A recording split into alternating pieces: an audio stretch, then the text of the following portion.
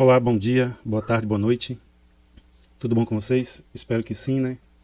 Estamos aqui no capítulo 19 e nós vamos acompanhar uma decisão típica da bioengenharia, né? Que é como transformar um processo fermentativo em uma produção industrial eficiente. Então, para responder essa pergunta, nós seguiremos um percurso em 3 etapas. Primeiro, nós vamos comparar os principais modos operacionais, né? Depois, entenderemos como selecionar o mais adequado para cada aplicação.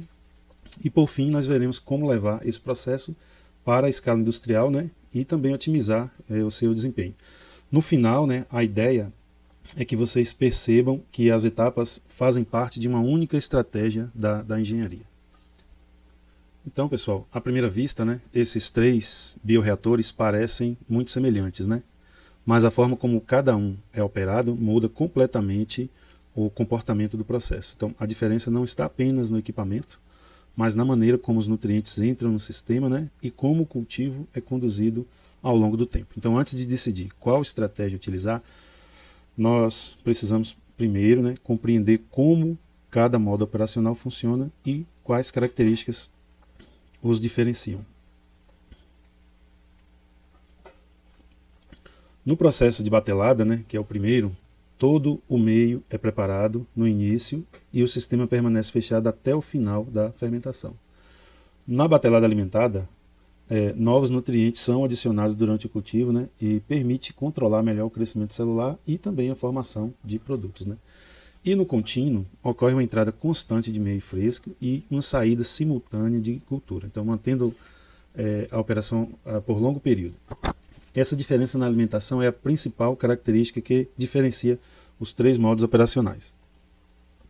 Conhecer o funcionamento de cada sistema não é o suficiente, né? Nós precisamos de critérios objetivos para compará-los, né? Então a gente avalia, por exemplo, quanto o processo produz, né? Quanto eficiente é a conversão de substrato. A gente avalia também a estabilidade ao longo do tempo, a facilidade de controle, os custos envolvidos, né? Tudo isso é levado em consideração. O risco de contaminação também. Esses indicadores permitem analisar o desempenho de cada estratégia, né? de uma forma técnica e também serve como base para a gente tomar as nossas decisões. Então, cada modo operacional apresenta pontos fortes e limitações. A batelada mesmo, ela é simples, é bastante utilizada em processos de menor escala, né? A alimentada oferece um maior controle e flexibilidade, né, e é muito empregada na produção de bioprodutos de alto valor agregado.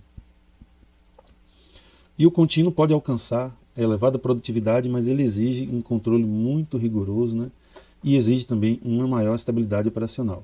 Então percebam que cada estratégia atende melhor a determinados contextos industriais. E depois dessa comparação, nós chegamos à uma conclusão que é muito importante. Não existe um modo operacional que é melhor, né? Cada estratégia apresenta vantagens e limitações que precisam ser analisadas em conjunto com o objetivo do processo. E comparar não significa escolher um vencedor, mas compreender em quais situações cada modo é mais adequado. A próxima pergunta, então, surge naturalmente. Como a indústria realiza essa escolha de forma técnica e de forma fundamentada? Então, assim, nos slides anteriores, né, nós vimos que cada modo operacional possui vantagens e limitações. Surge essa pergunta, né, como decidir qual utilizar? Então, a primeira impressão pode ser que basta escolher o processo mais produtivo, mas na prática essa decisão é muito mais complexa. A bioengenharia precisa equilibrar diversos fatores técnicos, né, diversos fatores biológicos e econômicos, né, para encontrar a estratégia que melhor atende aos objetivos da produção. Beleza? E a escolha do modo operacional, ela começa pela análise de 4 grupos de fatores, né? Os aspectos biológicos consideram o comportamento do micro-organismo e do metabolismo. Os fatores técnicos envolvem equipamentos, controle, operação de processo. Já os critérios econômicos analisam investimentos, custos operacionais, retorno financeiro, né? E os produtivos avaliam a escala desejada, a capacidade de atender a demanda. Nesses grupos, né, nenhum desses grupos pode ser analisado isoladamente. A gente tem que ver ele de maneira conjunta. Então, pessoal, fica fácil entender por que chamamos essa escolha de decisão multicritério. Imagine tentar maximizar apenas a produtividade. Talvez o processo se torne caro ou difícil de controlar.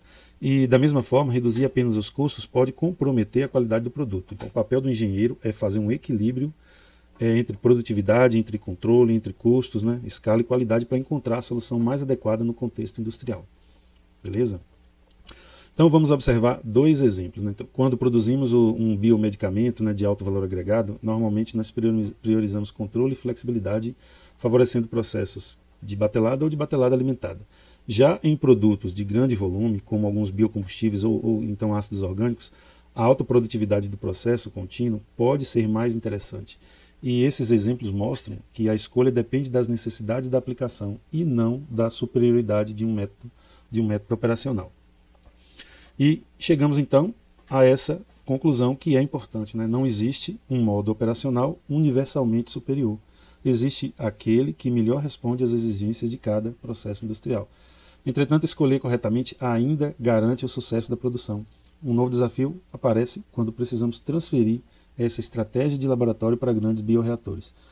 Nos próximos slides, né, nós veremos como o aumento de escala busca preservar o desempenho durante essa mudança de escala. Né? Então, iniciamos esse conjunto de informações agora, né? Mas antes eu queria só enfatizar, né, que nós aprendemos a comparar os modos operacionais e também aprendemos a escolher o mais adequado para cada aplicação. Mas uma nova dificuldade surge quando nós testamos esse produto para a produção industrial. Será que basta construir um bioreator maior? A resposta é não. Um processo que funciona perfeitamente no laboratório pode perder desempenho quando a gente aumenta a escala. E o desafio da bioengenharia é fazer essa transição sem comprometer a eficiência obtida inicialmente. Então, quando aumentamos o tamanho do bioreator, não cresce apenas o volume, né? Então, os fenômenos físicos também mudam bastante. O oxigênio passa a chegar com mais dificuldade nas células, né? A remoção do calor torna-se menos eficiente, né? A mistura demora mais para homogeneizar. Quando a gente faz, por exemplo, a batelada alimentada, né? Os meios, os nutrientes, eles podem se distribuir de maneira desigual. E esses fenômenos explicam por que aumentar a escala exige adaptações de engenharia e não apenas equipamentos maiores.